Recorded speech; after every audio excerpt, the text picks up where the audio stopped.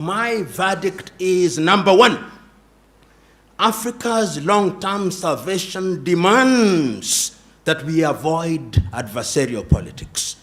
Africa's salvation demands that we define for ourselves what democracy means. In my view, I think the time has come that Africa must define herself. The conceptual West convinced us that our salvation could only come from something they call democracy, and I'm using the word very deliberately, something they call democracy, which they defined.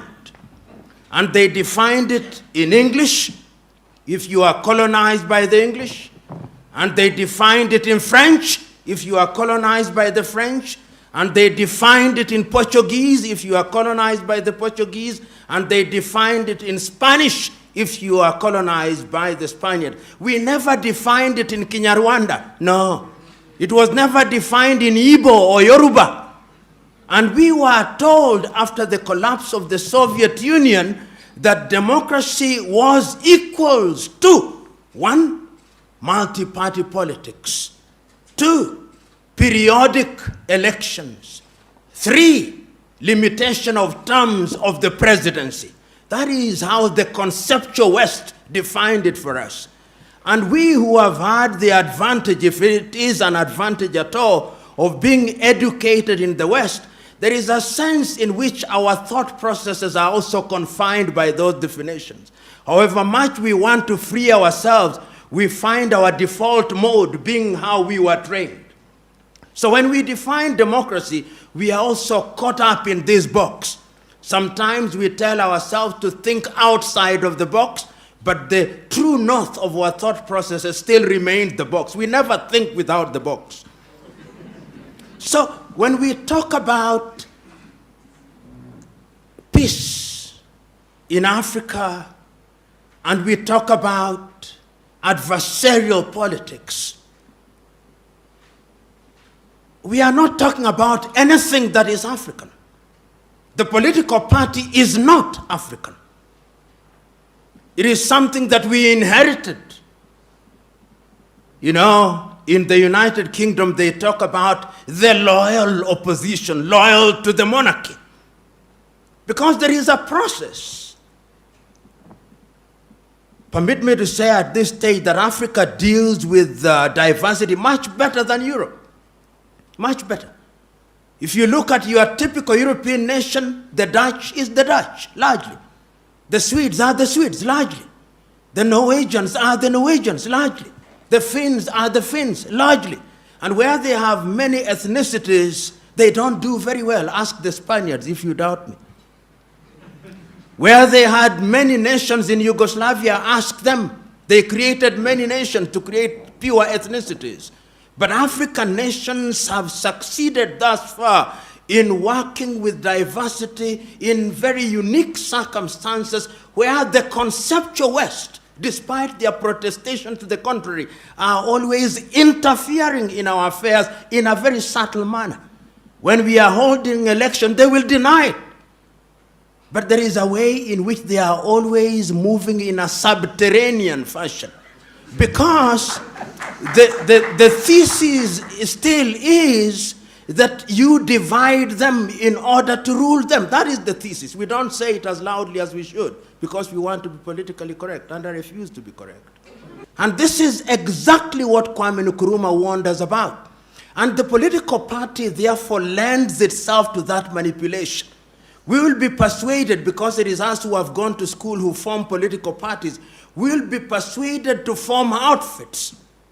And in many African countries, these outfits are formed on the basis of ethnic affiliation. Your typical African political party is simply an assembly of ethnicities. And in many African nations, you will discover that what we call elections is simply an ethnic census to determine which ethnic group is larger than the other. It is Julius Nyerere of Tanzania who said it. He said that the tragedy of Africa is not what the song is, not the song that is being sung, but who the singer is. And what he meant was very clear, that you may have an agenda that is good for your nation, but if you do not come from a particular ethnic group, those who will follow you will not be from your ethnic group. You may sing the best song, but when you look back, you'll discover that it's only people from your ethnic group who are following you. And when you have such a situation, the design is inherently conflictual. And that is why, therefore, when you look at Africa today, you discover that after every election cycle in many African countries, there is conflict. Because you go into the election, or the political parties go into an electoral process on the basis that we must win, and if we don't win, the elections have been rigged. In other words, we place so much premium on the presidency, and you'll see in many African countries, entry into government is like winning a lottery. It is winning a lottery because it gives you access to resources. And therefore, people claim the president. If you are in a country, say, and one of your own means a son, they are normally sons. One of your own sons has won the presidency. The tribe celebrates, from the herdsman to the professor, from the fisherman to the intellectual, because we have now won the presidency. We have won the lottery. We will have ministers. We'll have all these, and everybody else feels excluded, and that generates conflict. And we have seen it, whether if we don't see it in Gabon, we see it in Guinea-Bissau. If we don't see it in Guinea-Bissau, we see it in Kenya. If we don't see it in Kenya, we see it in South Sudan. So that in South Sudan, if one were to ask them, what is the problem? The contest is of an ethnic kind. They are contesting because one of our own must occupy the state house. And that is why, therefore, you see, under the guise of democracy in a number of African countries, we create offices which are sinecures. You will have a president, you'll have a deputy president, you'll have a second deputy president, you'll have a prime minister, first prime minister, first second prime, all those useless offices which make no sense, because you have to appoint people into those offices and give them a motorcade so that when they go to their villages, they look important. And the people own them as ours. People want to be included. In such a scenario, my verdict is, number one, Africa's long-term salvation demands that we avoid adversarial politics. Africa's salvation demands that we define for ourselves what democracy means. In my view, I think the time has come that Africa must define herself. One of the problems that we have in Africa is that we do not define ourselves. And permit me to annoy you. In many African nations today, after every election, whether we like it or not, we have observers. And when the elections are being held, observers may come from Nigeria, from Kenya, from Uganda, but people are waiting. What did the European Union say?